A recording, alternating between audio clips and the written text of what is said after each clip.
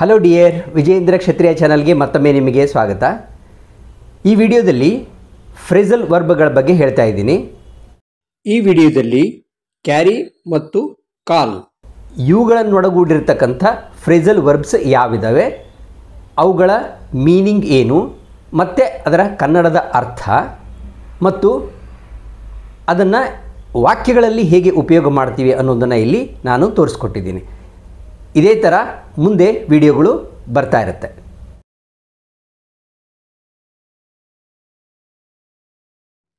Carry on ಅಂದರೆ continue, ಮುಂದುವರಿಸು.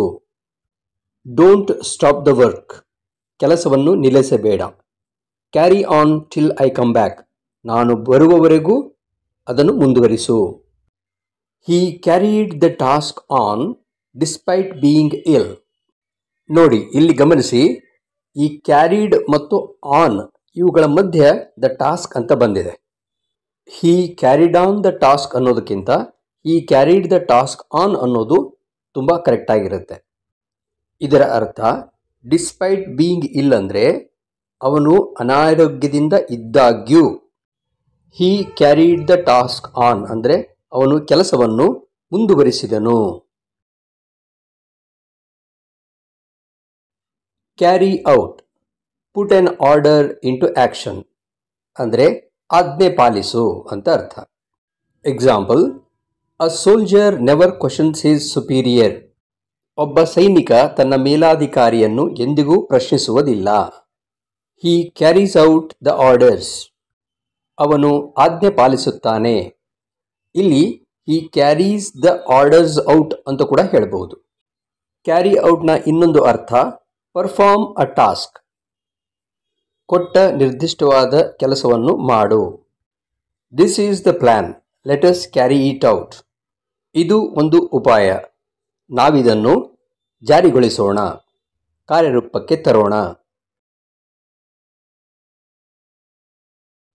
Carry of ಅಂದರೆ succeed, ಯಶಸ್ವಿಯಾಗು ಅಥವಾ ಗೆಲ್ಲು. ಇದು ಸ್ಪೆಷಲಿ ನಾವು ಕಠಿಣ ಪರಿಸ್ಥಿತಿಯಲ್ಲಿ ಇದ್ದಾಗ ಅನ್ನೋದಲ್ಲಿ ತಗೊಳ್ತೀವಿ.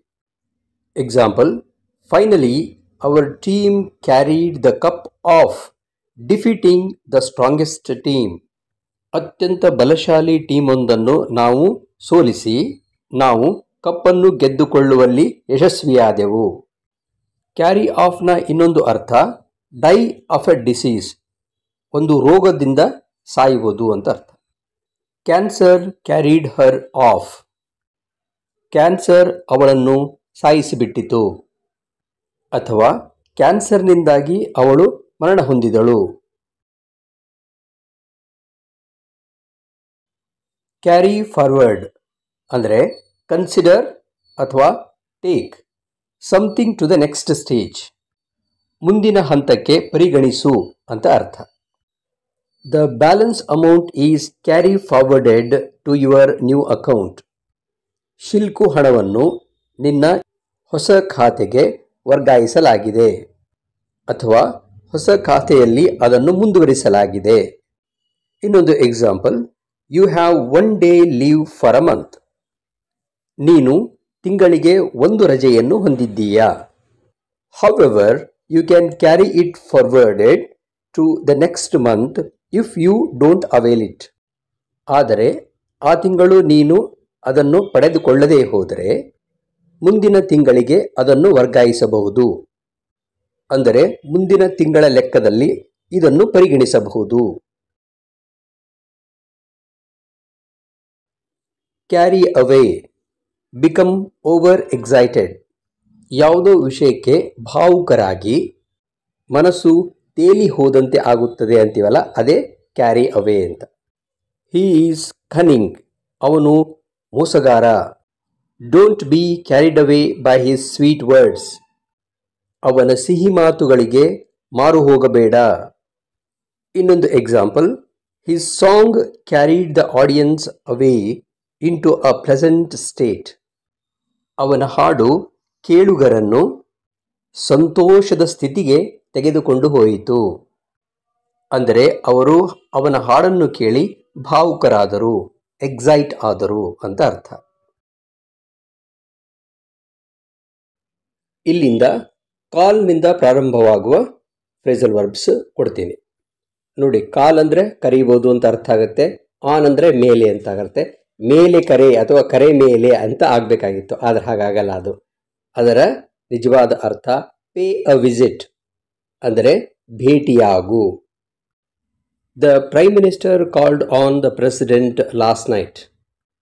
ಪ್ರಧಾನಮಂತ್ರಿಯು ಅಧ್ಯಕ್ಷರನ್ನು ಕಳೆದ ರಾತ್ರಿ ಭೇಟಿಯಾದರು. ಕಾಲ್ ಆನ್ ಇದರ ಇನ್ನೊಂದು ಅರ್ಥ make a formal request. The prime minister calls all Indians on to buy swadeshi products. ಪ್ರಧಾನಮಂತ್ರಿಯು ಎಲ್ಲ ಭಾರತೀಯರಿಗೆ ಸ್ವದೇಶಿ ವಸ್ತುಗಳನ್ನು ಕೊಳ್ಳುವಂತೆ ಆಗ್ರಹಿಸಿದ್ದಾರೆ. ಕಾಲ್ ಇನ್ ಅಂದರೆ ವಿಸಿಟ್ ಬ್ರೀಫ್ಲಿ, ಅಲ್ಪ ಸಮಯದ ಭೇಟಿ ಕೊಡು ಅಂತ ಅರ್ಥ. I shall call the Taj Mahal in at Agra on my way to Delhi. ನಾನು ದೆಹಲಿಗೆ ಹೋಗುವ ದಾರಿಯಲ್ಲಿ ಆಗ್ರಾದಲ್ಲಿರುವ ತಾಜ್ ಮಹಲ್ಗೆ ಅಲ್ಪ ಭೇಟಿಯನ್ನು ಕೊಡುವೆನು. The boss is expected to call in here at any time today. Boss ಯಾವ ಸಮಯದಲ್ಲಾದರೂ ಇಂದು ಇಲ್ಲಿಗೆ ಅಲ್ಪ ಭೇಟಿ ಕೊಡುವ ನಿರೀಕ್ಷೆ ಇದೆ. Call off cancel or end, ಸ್ಥಗಿತಗೊಳಿಸು ಅಥವಾ ಮುಕ್ತಾಯ ಮಾಡು. The strike was called off after CM's promise. ಮುಖ್ಯಮಂತ್ರಿಗಳ ಆಶ್ವಾಸನೆಯ ನಂತರ ಮುಷ್ಕರವನ್ನು ಕೈಬಿಡಲಾಯಿತು ಅಥವಾ ಕೊನೆಗೊಳಿಸಲಾಯಿತು. ಇನ್ನೊಂದು example, the project was called off due to corona. ಕೊರೋನಾದಿಂದಾಗಿ ಪ್ರಾಜೆಕ್ಟನ್ನು ನಿಲ್ಲಿಸಲಾಯಿತು, ಕೊನೆಗೊಳಿಸಲಾಯಿತು. Call up, make a telephone ಕಾಲ್.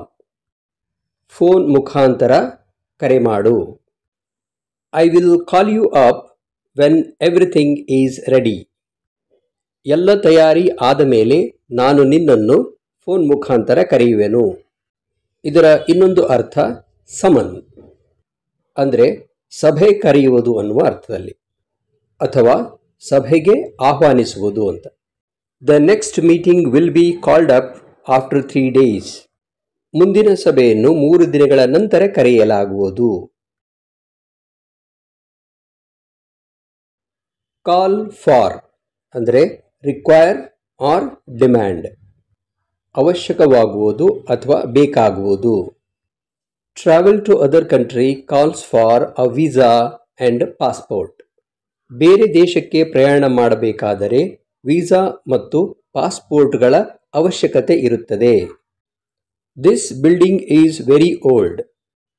ಈ ಕಟ್ಟಡ ತುಂಬ ಹಳೆಯದಾಗಿದೆ.